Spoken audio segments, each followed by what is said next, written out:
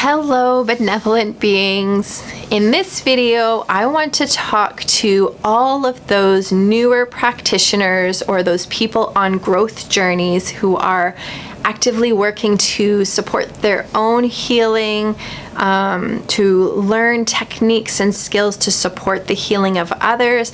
I wanted to make this video specifically about what it's like living with other people when you're on a growth journey. In the beginning, you're going to be so excited about the things that you're learning, new techniques, like transformations within yourself, the things that are filling your life with so much joy and inspiration and feelings of peace. You're going to feel so much better about yourself and in your life and excited about your experience that you naturally want to share that with other people. But what I've learned from my own experience and my experience supporting so many students is that it's very normal that a lot of the people who are closest to you aren't interested in being on a similar journey or doing things your way. And that can be really hard for some of the students that I've supported over the years. I'll give you some examples with regards to being like a practitioner, like a doula or a Reiki practitioner or a holistic reproductive practitioner. As you learn the skills, the information, and the techniques, you're going to see everyone around you as a potential client. You're going to see siblings, in-laws, your partner, you're going to see some way that you can help them to have a better experience in life, to reduce their suffering, to have more joy and more peace. Except what is often the experience of people that I've supported is that they get really frustrated because their partner, their best friend, their sister, whoever it is, isn't interested in their support, doesn't really want to hear so much about what the individual is doing for themselves or how they can help. And so that can be really disheartening because the excitement is so big, the energy is so big. And then it kind of fizzles because why can't people see that like this is the key to everything? It's really, really normal. In the beginning, I always teach my students to really focus on their own healing first, to take that enthusiasm and use the energy of that initial excitement to really elevate themselves, to heal from their past, to develop their awareness and to learn their skills. And then to market themselves and put themselves out there as they continue to do their own work.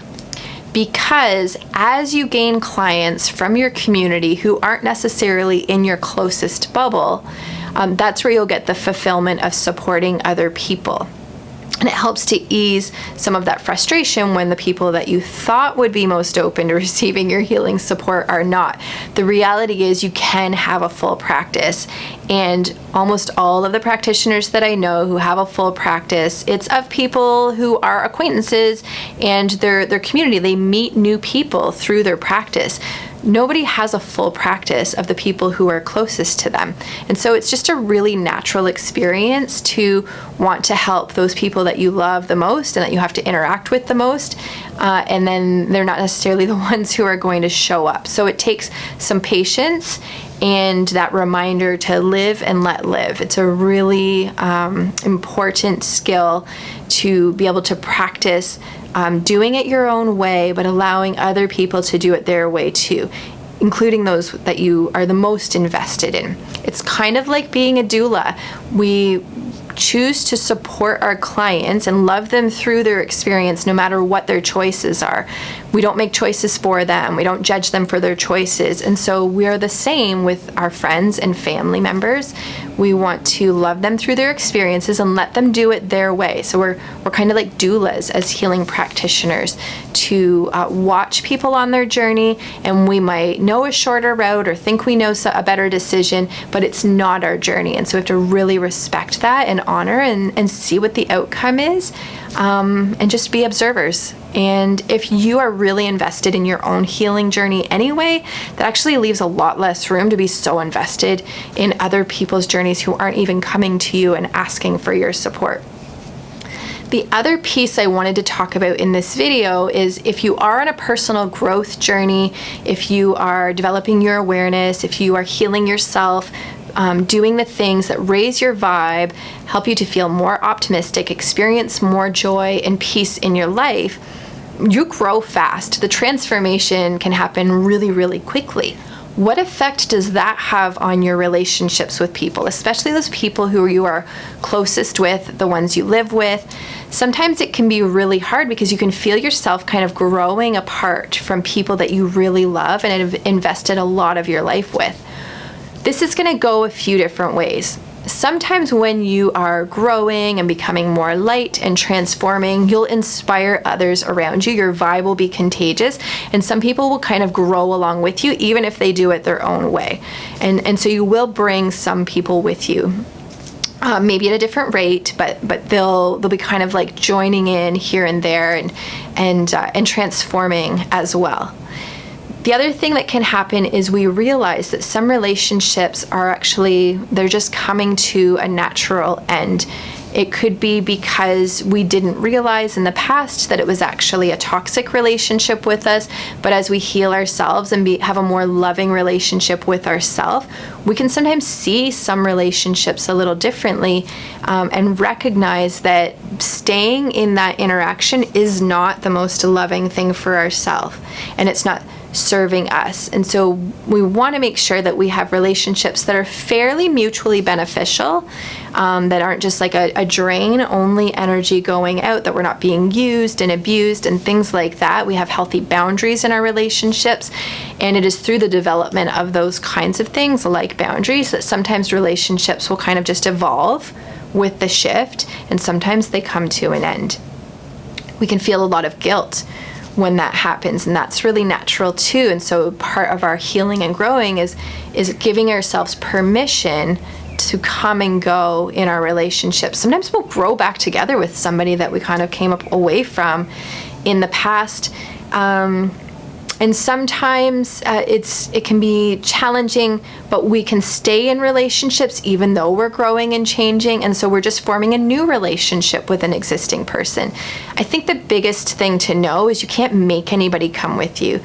You can't push your beliefs onto anybody else. You can't, as enthusiastic and excited as you are about your own transformation and your new daily practices and the healing work that you're doing, you can talk about that with people you're close to, but if they're not open to it, they're not going to be open to it. They might be interested in what you're doing for you, but not interested in participating in it for them. That can be really hard for some people, but that's your work to do, right? So it goes back to what I was talking about before. We want to live and let live and really respect other people to grow or not grow and be okay with that. And it doesn't mean that relationships have to end. As you become lighter, you will actually evolve in your relationships, and so there's less friction there. So the person might not necessarily be growing, but as you heal and do your work, the relationship can actually have more ease because you're going to create less conflict and bring less of your baggage into the relationship, so it can actually get a little lighter, even if they're not intentionally doing as much work as you are. And sometimes we just work on different levels, and so you might think they're not doing their work because they're not doing it the way you are, but on some unconscious level, they are learning through your experience. Your energy is contagious. As you raise your vibe, theirs comes up as well, and they'll mature with you is sometimes the experience. I guess my point in this video is I kind of wanted to address some of the natural frustrations that some people have brought to my attention. I guess what I wanted to do with this video is address some of the natural frustrations that people have brought to my attention as I've supported them in their growth and learning and healing, as well as some of my own learning from my own experiences in my relationships to normalize what you're going through, to validate some of what you're feeling, and to support you in going through those transitions with a little more ease. The biggest thing, though, is congratulations on doing your work. I really think that it's the greatest service that we can give to the world is to heal ourselves, become more light, clear away fear-based energy or old wounds, heal from our past experiences. If you can do that for yourself, that is a great service to all of the people that are closest to you, as well as the broader global community. So thank you for doing that. You should be very proud of yourself.